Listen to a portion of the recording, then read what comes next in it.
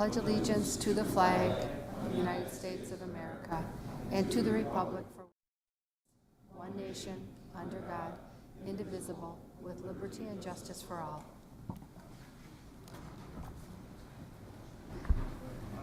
If everyone could... I see it over here, but...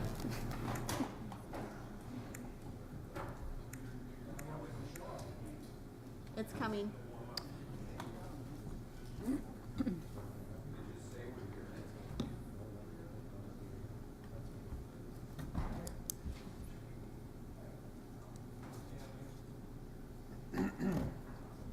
Supervisor Kabicki, Supervisor Dodge, and Supervisor Berg are excused tonight.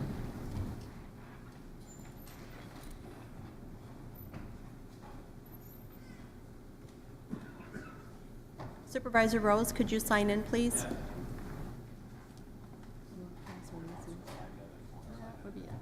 Thank you.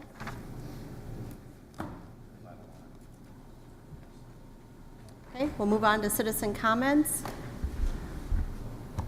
Please state your name and address for the record. You'll have 5 minutes to speak.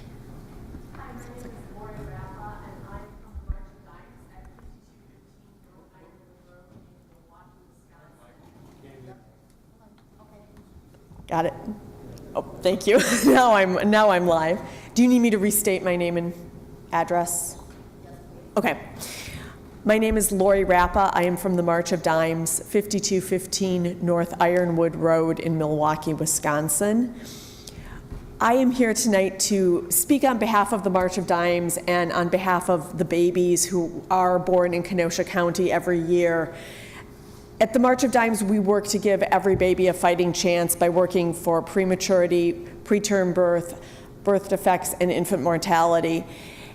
And specifically, we came here tonight because the preterm birth rate in Kenosha County is 10%. And what that means is that 1 in 9 babies here are born too soon. That's higher than the national birth rate of 9.6%. And it's almost double what the best countries in the world do at 5.5%. And what that means is that we have too many babies who are born too small and too soon. They cost the taxpayers more in healthcare costs. They also cost taxpayers more in long-term effects, whether that's education, additional healthcare costs, or just life support because of future disabilities. And so we are working with the citizens of Kenosha County, with Supervisor Gilmore and her personal connection to the March of Dimes, to really try and raise awareness of this issue here, and to ask for your engagement in the fight to help every baby be born healthy. And with that, I'm going to turn it over to my colleague who will deliver the second half of our March of Dimes message tonight. Thank you so much. Thank you. My name is Laura Brackett, and I'm with the March of Dimes at 5215 North Ironwood Road in Milwaukee, Wisconsin. And to piggyback off of what Lori Rappa said, we are here on behalf of all of the babies born. We are all March of Dimes babies. March of Dimes started with FDR in the fight against polio. We then turned our mission to fight prematurity, birth defects, and infant mortality, and that is a huge task, and it is a huge problem here locally, where we really need more local involvement. We value our local citizens here, hoping that we can get your assistance in promoting the mission, promoting education on prematurity and how to prevent premature birth and how to educate women on having healthy babies. We have many opportunities to promote our mission, to be volunteers. We have many boards and committees that people can serve on. And we also have our March for Babies events throughout southeastern Wisconsin, which is a large gathering of families, of corporations, and people that support the March of Dimes and the mission. So we thank you for your time, and if there are other questions, we are always happy to engage and have conversations further about March of Dimes and what our mission is. So thank you very much. Thank you. Any other citizen comments?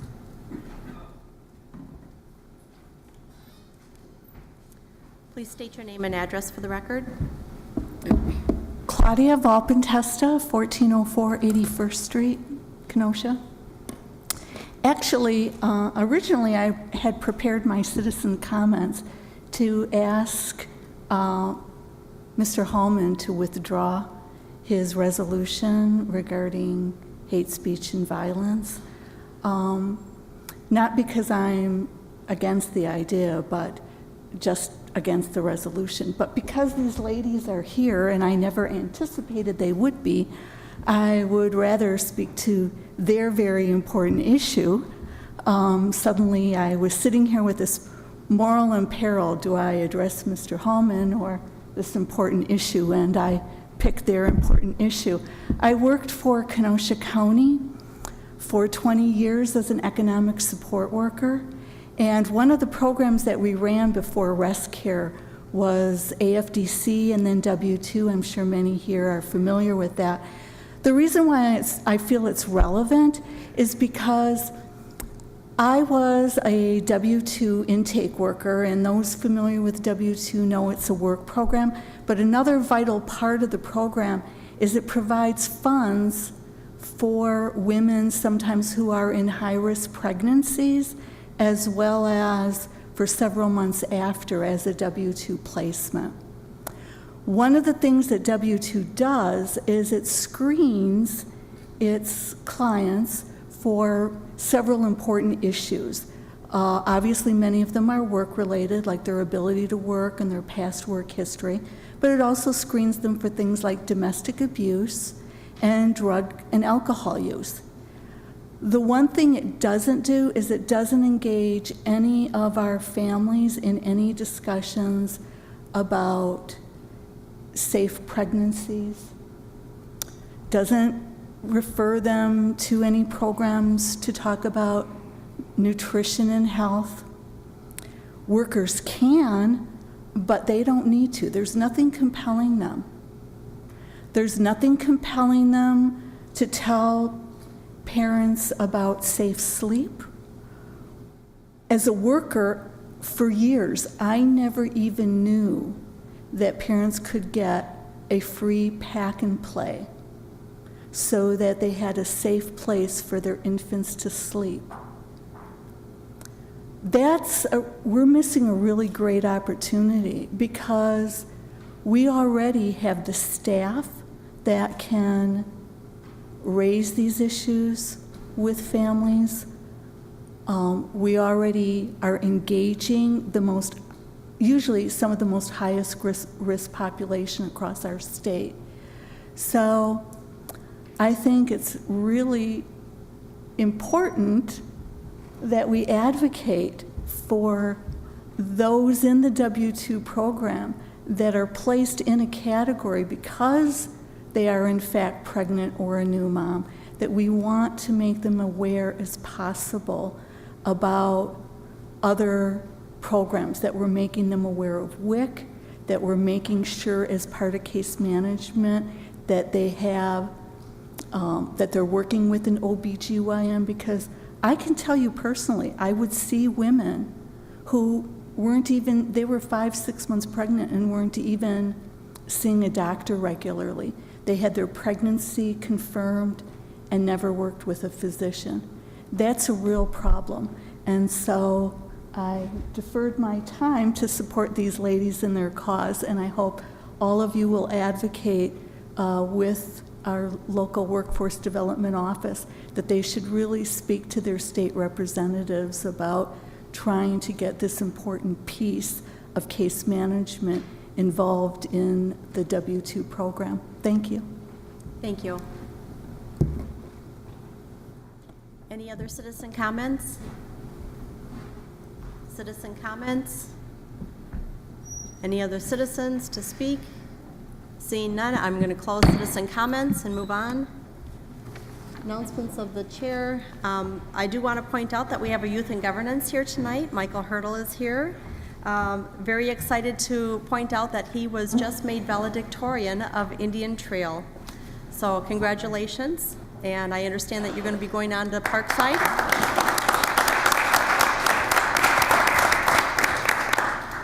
And Michael, if you could, just for a moment, tell everyone what you want to go to school for. I would like to go to Parkside so I could major in molecular biology, bioinformatics, and this would allow me to become a medical researcher. And one of my life's goals is to be able to help people any way I can. I believe that by becoming a medical researcher, that would be the best ability to help everyone like me. That's excellent. Thank you so much. What?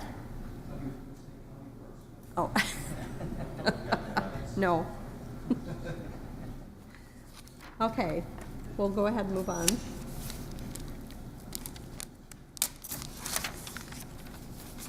Supervisor Overman, you have the floor. Thank you, Madam Chairman. I'm sure many of you saw in the paper today, last year when we presented the Wilmot Academic Decathlon team plaque for the national title, they said next year's, they had to go to Alaska for that, was in Madison, Wisconsin, and it is. And you saw that they qualified and they actually won the state again this year when they were ranked 4th. They had 83% of their group graduate, and they went and repeated here. So that's just amazing. So I'm not sure, it's coming right up in Madison, the state title, but very proud of those people. On facilities, golf courses opened, the earliest we've ever opened. Last weekend we opened the white course at Brightondale and did, I think, 100 golfers, which was pretty good. And, you know, it may be nice weather, but it's not perfect weather. Parks, on your desk, we have a couple of the new pamphlets. The Kenosha County Parks Activity Guide is the big map that shows the whole county, all the parks, distances between, maps to and from. And we have, on your way out this evening, 2 boxes of those on the second to last bench. We'd like you to take these to give to your constituents. We have plenty more, but I mean, don't take a whole box, but 10 or 15 a piece and out. And then there's a larger pamphlet. One of our partnerships is with the Kenosha Running Company, and they put together the larger pamphlets, which shows all the running and walking things that are going to be happening this year. And it's they did this, they paid for this, and it's a beautiful addition to what we can show people, what we do in the park system. Another thing, I'll try not to get too lengthy, but we've added some things here that in the parks, yoga in the park, in Petrifying Springs Park, is going to run free again from June until August. Tots in the park, the same thing, free. CrossFit in the park, presented by CrossFit of Kenosha, and that is again the free Wednesdays, 3:30 to 6:30, June 14th to August 16th. Summer running series in the parks. So the offerings that we have, we're getting doing a better job of getting the information out to people, but we're also having more offerings. The facilities, a couple of the projects that I've been reporting on are ongoing and finally moving. The safety billing generator, the fire alarm system, and the courthouse. The bids that we've received for our spring and summer work have come in very nicely. Our timing was perfect again this year. We got our roofing project bid out before these people are busy with the schools when they close. A very favorable bid. If you remember, we are going through every building that we own from worst to best and doing a roofing project. And the courtroom branch remodeling, we are sending a team down to look at some work that this firm has done, because we had a budget for that of $450,000. We had a high bid of $271,000 and a low bid of $98,000. This is a company that does all their own molding. They've got all their own in-shop things. They don't sub anything out, so they don't purchase, but we're still sending the architect and our facilities people down to look at some of the work that they've done. Because if this is true, we had thought we could do one of these courtrooms a year, and we could do two this year with the way these bids came in. Brookside is on schedule to open May 17th. Everything there is going quite well. So that's a brief rundown. I don't want to be, I could have a whole lot more here, but I'm trying to give you the highlights. Thank you. Thank you, Supervisor Overman. Supervisor Boyd Frederick, you have the floor. Thank you. First of all, Legislative Committee is going to be moved this month. It will not be the same time as the county board meeting. It will be the 30th at 6 p.m. In the second floor conference room. Number two, there is a letter going around that's going to the Building Commission for the state of Wisconsin. About a month back, the county board passed where it was supporting UW Parkside and their construction project. That was taken out of the governor's budget. Now we're sending a letter to them asking them to please reconsider and take a look at that project one more time. So. Thank you, Supervisor Frederick. Supervisor Bostrom, you have the floor. Thank you, Madam Chair. A couple of things I wanted to report to the board on, a couple of exciting developments that have taken place since we last got together. For the first time since April 2016, the Kenosha Housing Authority met and discussed a number of topics. And since the first time since September 2015, the Wisconsin, or our Land and Water Conservation Committee met. First, on the Kenosha Housing Authority, some interesting news. We learned that due to some FEMA funds that were allocated to flooding in northern Wisconsin, due to funds not being completely used, we might be eligible for $400,000 to be used in the acquiring of properties along the Fox River. So we'll know more about that in the months ahead, but it looks pretty good. As it relates to the Kenosha County Land and Water Conservation Committee, there were a number of topics that we discussed. First and foremost, the Wisconsin Land and Water Conservation Annual Convention is taking place March 15th through 18th, I believe, in Elkhart Lake, Wisconsin. And among other things that are going to be discussed there were a couple of resolutions that were categorized as feel-good resolutions that the committee is going to be discussing to move along to Madison to encourage more financial support for. One resolution is the support for additional groundwater programs, which our committee suggested that our representatives support. The other is a resolution regarding sustainable farm-managed grazing operations, that additional funding from the state of Wisconsin be allocated towards that. There are a couple of members of our committee that had some trouble with the verbiage regarding this resolution, so we agreed not to formally support that. Other topics that we thought, that I thought was pertinent to at least pass along to everybody so that we know what is happening. Our county recently completed the recertification for FEMA community rating, and I'm happy to report that Kenosha County is the only county in the state of Wisconsin that received a 5, and it's on a scale of 1 to 10, and one might think that 5 is kind of middle of the pack, and as it was described to me, it's almost impossible to achieve something greater than 5. And since Kenosha County is the only county in Wisconsin that received this rating, we ought to give kudos to staff for qualifying for this rating. And what this actually means for your constituents, anybody that has to get flood insurance is eligible for a 25% discount because of the higher rating. We discussed many other things that will be ongoing in months ahead. One last thing that I wanted to discuss that I thought was kind of interesting regarding our 2017 tree program,